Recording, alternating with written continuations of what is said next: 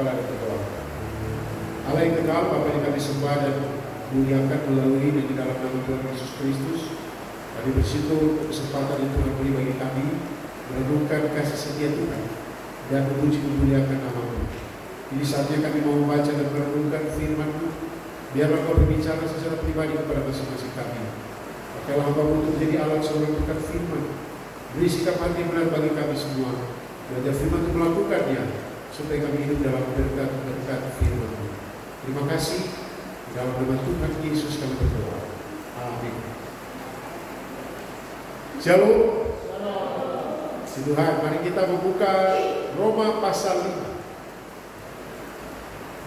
Kitab Roma, surat Paulus kepada jemaat di Roma pasal 5.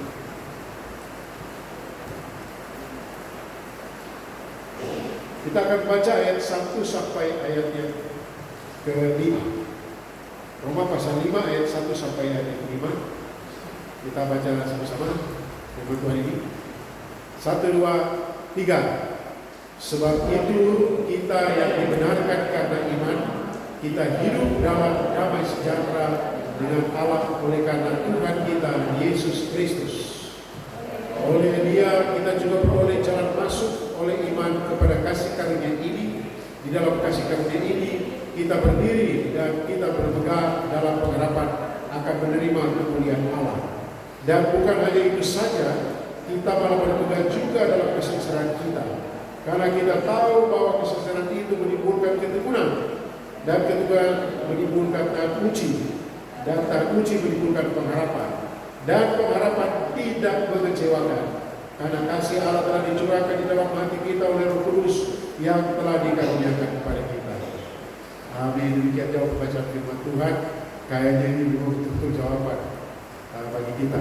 Pergumulan, persoalan, tantangan, sakit penyakit, itu jadi bagian dari kehidupan kita. Saudara-saudara yang saya kasih Tuhan, tadi kesulitan-kesulitan hidup, penderitaan, sengsara, kesukaran, aniaya, sakit penyakit, atau pergumulan-pergumulan kehidupan, itu sebenarnya itu bisa membuat kita kehilangan sukacita. Betul ya? Itu dapat membuat kita kehilangan sukacita. Kita bisa membuat kita mengeluh dan terus mengeluh, bisa. Tetapi sebenarnya tantangan iman, kesulitan-kesulitan, penderitaan, sengsara, kesukaran atau pergumulan-pergumulan hidup kita, sebenarnya itu dapat membuahkan karakter ilahi di dalam kehidupan kita, membuat kita semakin kuat dalam Tuhan. Coba kita lihat ayat 3. Coba ini ayat 3 ya. Ayat 3 bilang apa?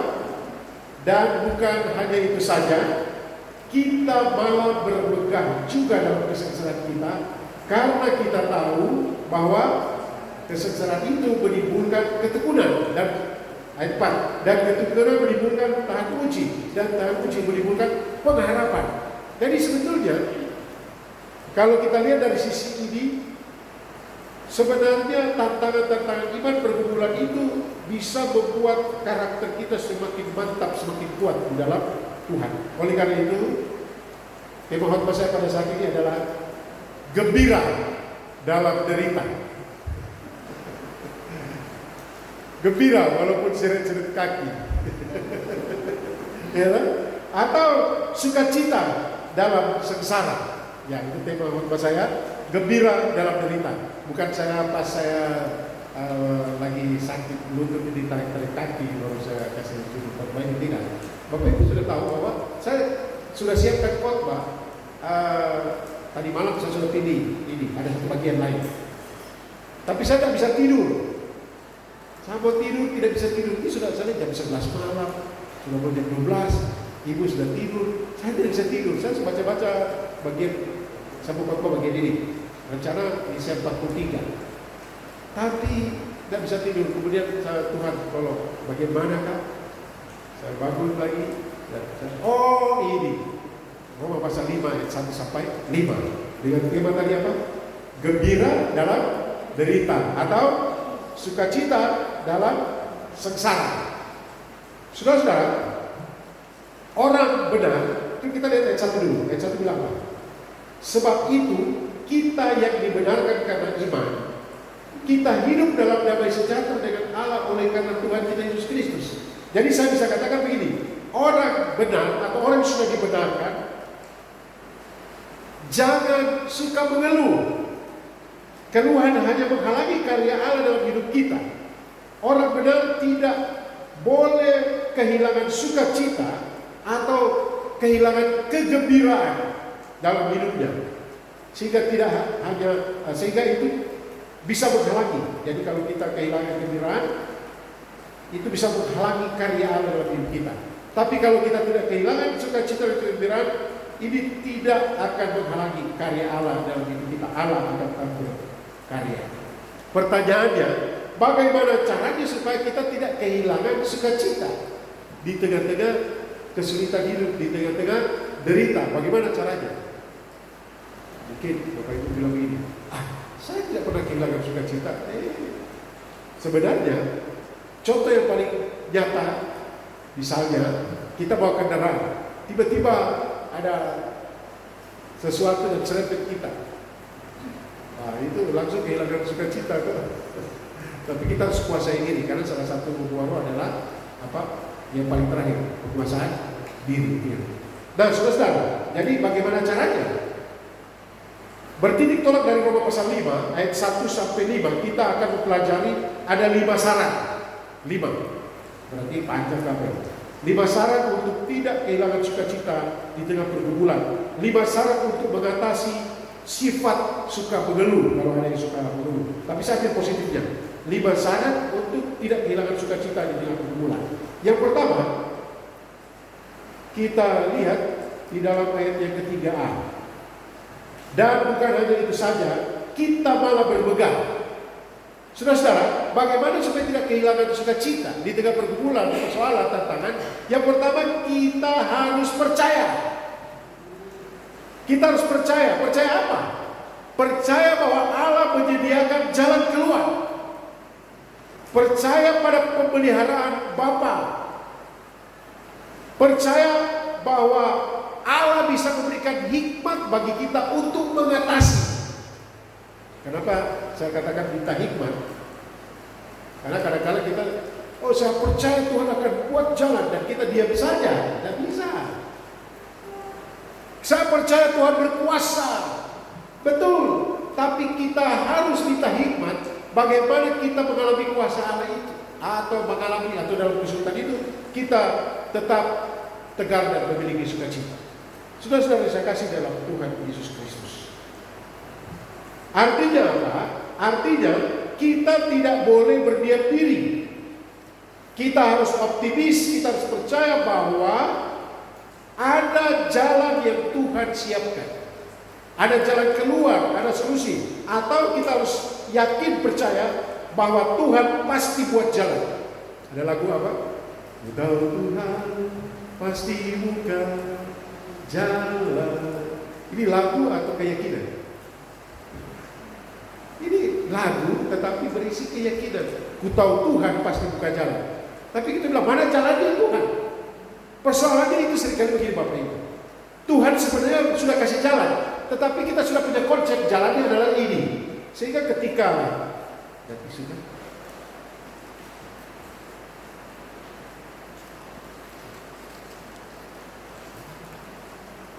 jadi Tuhan sudah kasih jalan kepada kita, tetapi kita tidak lihat jalan itu. Kita minta hikmat dan kita harus mengikuti jalan itu. Atau dengan kata lain Bapak Ibu Saudara, bahwa kita percaya bahwa Tuhan mengendalikan segala sesuatu. Kita percaya bahwa ada jalan keluar. Kita percaya bahwa ada jalan yang Tuhan siapkan. Tetapi ketika Tuhan siapkan jalan, ikuti jalan itu. Jangan kita bangun konsep ini jalan. Tuhan tolong siapkan jalan. Ketika Tuhan berikan jalan, ini bukan jalan, karena itu sudah berjalan sendiri.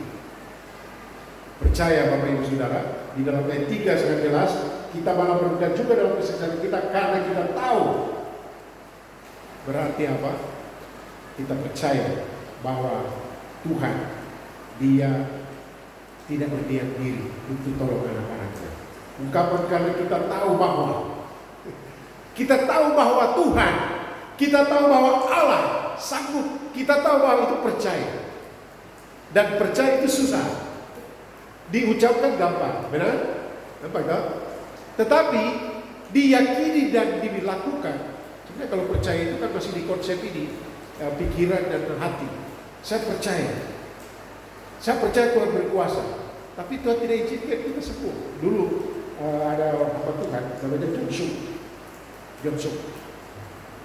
Dia kalau orang dia KKR menurut kesaksian atau saya baca buku, kadang-kadang dia bilang pulanglah, pakai dia punya sambutan, pulanglah. Dan orang-orang banyak bertobat dan dia jawab orang dalam nama Yesus sembuh. Tapi dia sendiri sementara berkhotbah di kursi roda. Ada seorang hamba Tuhan dipakai Tuhan luar biasa. Dia berdoa orang sembuh dan sakit penyakit. Tuhan berikan karunia itu kepadanya. Tapi dia sendiri sakit tak sembuh dan dia bilang Tuhan saya kecewa dengan Tuhan. Saya tidak mau percaya dengan Tuhan lagi. Karena dia sudah pikir konsepnya adalah saya harus sembuh karena Tuhan berkuasa. Tidak. Kalau Tuhan izinkan dalam kesengsaraan kita dan kita mengalami pergumulan-pergumulan itu supaya kita bisa menguatkan orang lain. Saudara, percaya penting sekali. Yang utama yang kita percaya adalah Tuhan, Dia selalu ada jalan bagi kita. Yang kedua, berdoa. Ayat 4. Emang.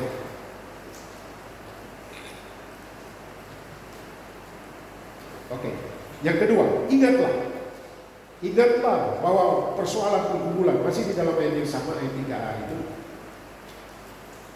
Kita malah bergumul dalam kesengsaraan. Kita harus ingat bahwa dari cara pertama, yang kedua adalah kita harus ingat bahwa masalah kita tidak dimunculkan oleh Allah secara tiba-tiba. Allah mengendalikan segala sesuatu. Kita harus ingat itu bahwa Allah punya kuasa, Allah berdaulat, Dia mengendalikan segala sesuatu. Artinya apa?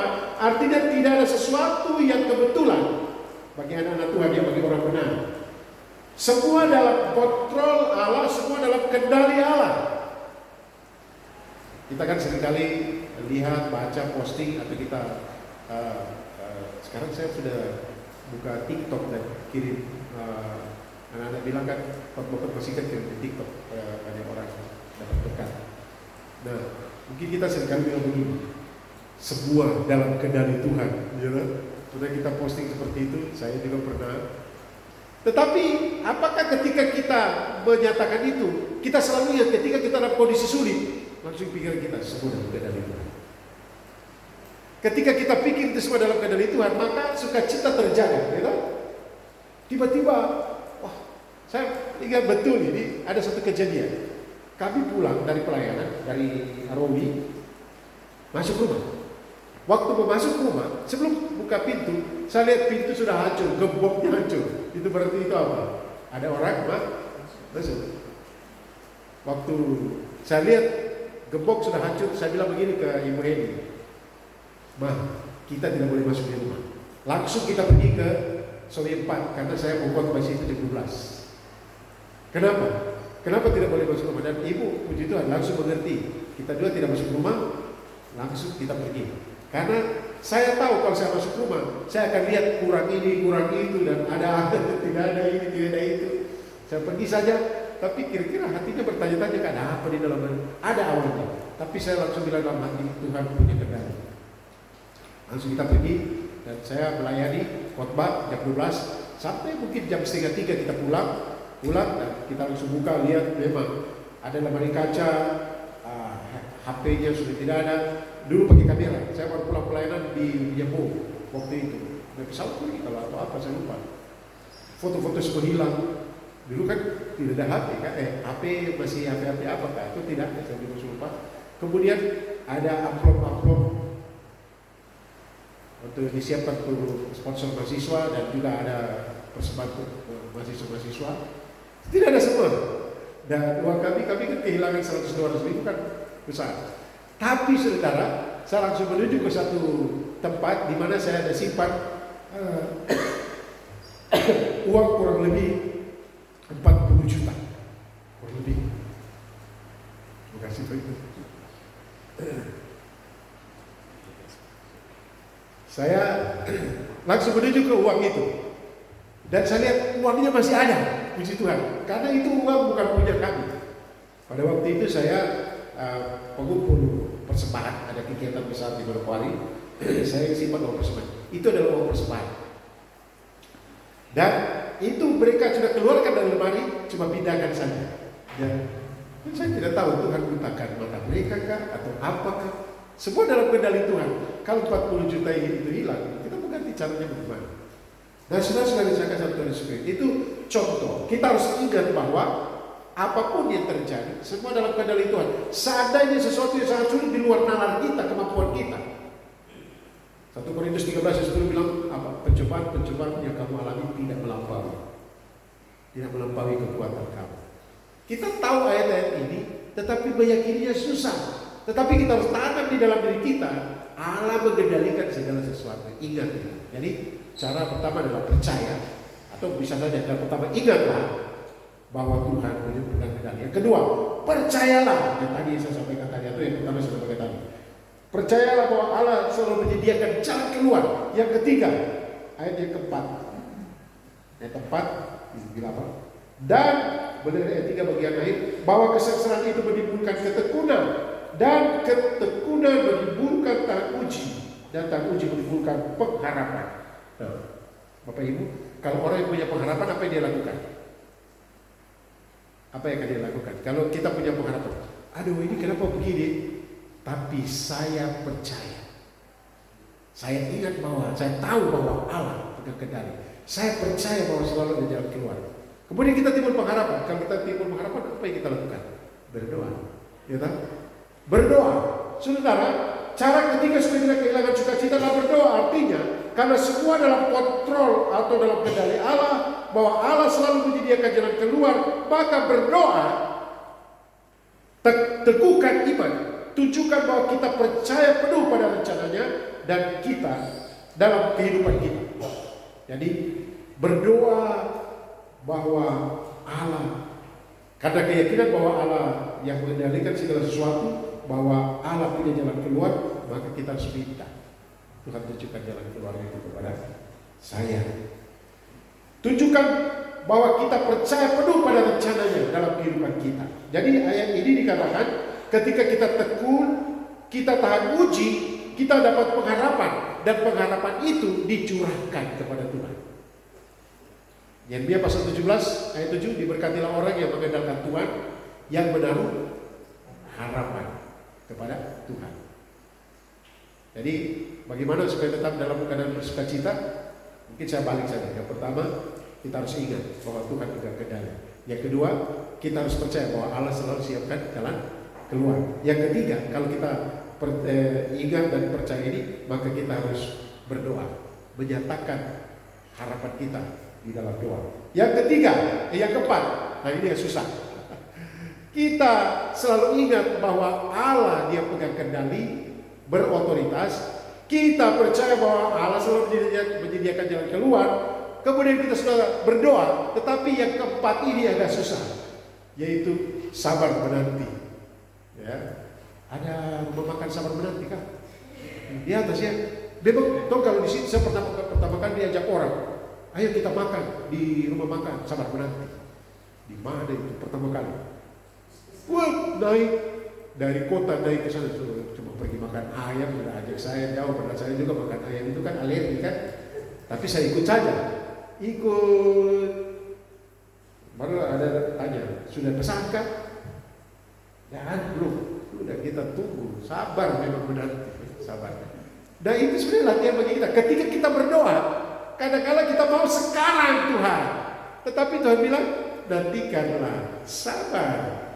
Nantikanlah. Saudara-saudara, menanti dengan sabar bahwa Allah akan menjalankan kehendaknya secara sempurna di waktunya Tuhan. Allah akan menjalankan waktunya dengan Allah akan menjalankan rencananya dalam waktu Tuhan, bukan waktu kita, bukan permintaan kita. Yang kita tahu bahwa dia pegang kendali, saudara. Saudara, saya kasih dalam Tuhan Yesus Kristus, saya juga akan terus belajar bagaimana harus meyakini ini jalan keluar yang Tuhan beri. Belum juga. Saya ingat dulu pelayanan waktu masih di Manado kan, Kami sudah memakai kendaraan juga. Roda 4. Sampai di sini, Vespa Bogor-Bogor, kena hujan, perjalanan jauh-jauh, jalan rusak-rusak. Saya berdoa, Tuhan. Tapi saya berdoa minta mobil malu, karena itu keuangan bagaimana, isi bensinnya bagaimana, apalagi kalau dia rusak bagaimana. Saya takut sekali di mobil. Tapi saudara, saya terus berdoa sampai cara Tuhan gerakkan, dan kami ya sabar. Persoalan bagi banyak orang Kristen adalah tidak sabar ketika dia minta, maunya sekarang. Itu anak-anak betul ya. Kalau anak-anak kecil kan begini, Pak minta, sabar. Ya minta, sabar. Kalau manusia, nanti kan bisa sabar, paksa. Untung Tuhan suka tidak seperti itu ya. Maklum saja. Cuma kita yang tersiksa karena tidak sabar, kita tersiksa. Kapan Tuhan? Kapan Tuhan? Kapan? Saudara-saudara saya kasih di dalam Tuhan Yesus Kristus, dalam pergumulan kehidupan ada. Biasanya kami mengalami kesulitan beberapa waktu. Tuhan kapan? Tapi setelah ingat masa lalu, saya ingat lagunya ini. Indah rencanamu Tuhan. Terus apa ini? Di dalam hidupku. Ada ungkapan ini. Dulu ku tak tahu Tuhan. Dulu tak tahu. Protes terus. Kapan Tuhan? Sekarang Tuhan. Tapi ku mengerti sekarang. Setelah sudah lama dan Tuhan sudah berikan kekuatan. Aduh, saya baru mengerti Tuhan. Terima kasih. Ampuni saya. Saudara, sabar. Waktunya Tuhan. Kadang-kala memang waktu Tuhan itu ada proses di mana seolah-olah Tuhan menghalangi, tapi sebenarnya kalau tidak, ya, belum. Saya ingat pada waktu saya baru tamat SMA, kan saya termasuk pintar juga, pintar. Saya ikut tes Superman apa tahun 84. Karena saya tahu saya pintar, selesai ikut tes masuk perguruan tinggi, saya langsung pelayanan.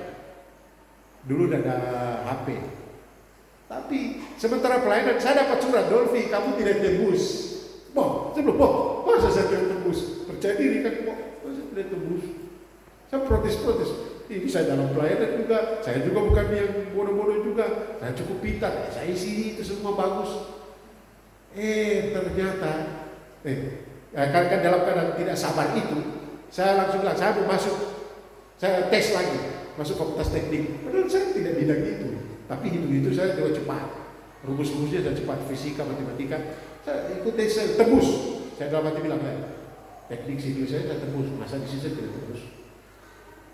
Tapi Tuhan kasih, kok salah, bapak saya jual sawah untuk memenuhi saya kuliah di tempat yang sebenarnya bukan tempat saya, tapi seolah-olah tempat saya. Akhirnya tidak tenang. Saya berhenti kuliah itu dan saya ambil keputusan melayani Tuhan. Tuhan sudah tahu bahwa saya menyerahkan diri tahun 83 melayani Tuhan, tapi gaya maunya cepat.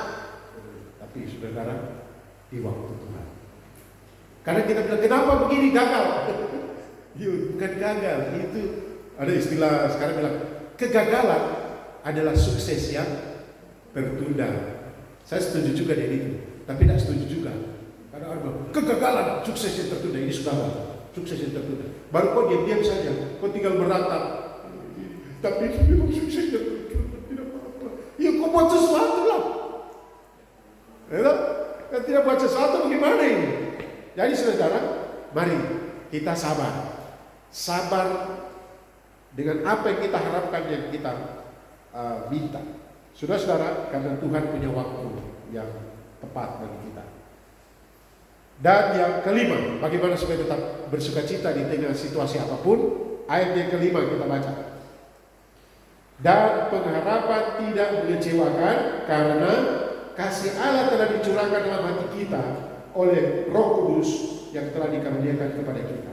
Kalau kita baca ayat ini, pengharapan tidak mengecewakan, kasih Allah dicurahkan dalam hati kita. Jadi yang kelima, karena ini kita apa? Bersyukur. Kembangkan dalam diri kita untuk selalu bersyukur.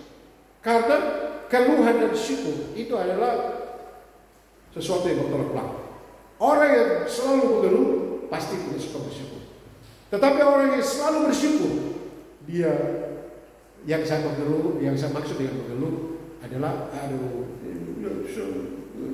negatif terus dia. Saya pernah membaca satu cerita. Ada satu orang petani diwawancarai oleh wartawan. Petani ini dianggap cukup sukses juga. Dia tanam ini berhasil. Diwawancara oleh seorang wartawan. Selesai ada bencana, ditanya, bagaimana kamu panen tahun lalu? Dia bilang, wah panen tahun lalu itu ada panas ini. Semua keluhan ini disampaikan. Saudara-saudara, dia sampaikan, ya, harusnya saya panen ini 100 ton, tapi ini cuma dapat 90 ton. Dia tidak bersyukuri dan sungguh terus. Kemudian dia wawancara petani yang lain. Bagaimana keadaan Bapak?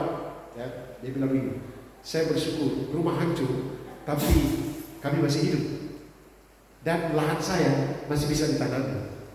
Beda ya, peristiwa yang sama tapi ditanggapi secara berbeda. Nah, saudara-saudara, saya kasih dalam Tuhan Yesus Kristus, jelas orang yang bersyukur seperti ini, dia tidak akan kehilangan sukacita. Saudara-saudara yang saya kasih dalam Tuhan Yesus Kristus,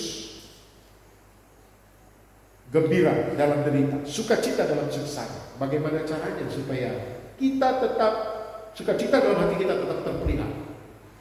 Ada 5 hal yang harus kita, ada 5 syarat yang harus kita lakukan. Yang pertama, ingat bahwa masalah dimunculkan Allah itu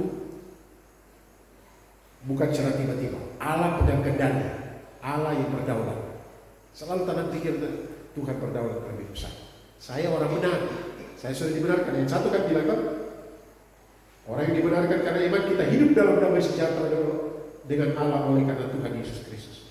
Semua dalam kendali Allah. Yang kedua, kita percaya bahwa Allah selalu menyediakan jalan keluar bagi kita untuk mengatasi kesulitan. Yang ketiga, kalau kita sudah ingat bahwa Allah berdaulat, kita percaya bahwa Allah menyiapkan jalan keluar. Yang ketiga, kita harus berdoa. Curahkanlah isi hatimu kepadanya, nyatakanlah harapanmu, karena diberkatilah orang yang menaruh harapan kepada Tuhan. Yang ketiga, yang keempat, nantilah dengan sabar, bersabar menanti, karena ada waktu Tuhan. Menanti dengan sabar bahwa Allah akan menjalankan kehendaknya secara sempurna. Dan yang kelima, jangan lupa bersyukur, selalu bersyukur. Tuhan memberkati kita sekalian. Mari kita tunduk kepala dan kita berdoa. Segala puji, hormat dan sembah hanya bagi-Mu ya Tuhan, yang telah beri kesempatan bagi kami merenungkan firman-Mu. Allah Roh Kudus, tolong menerangkan firman-Mu dalam hati kami, sehingga kami hidup dalam sukacita. Firman-Mu mengatakan hati yang gembira adalah obat, dan kami mengucap syukur karena sukacita juga adalah berkat yang Tuhan beri bagi kami.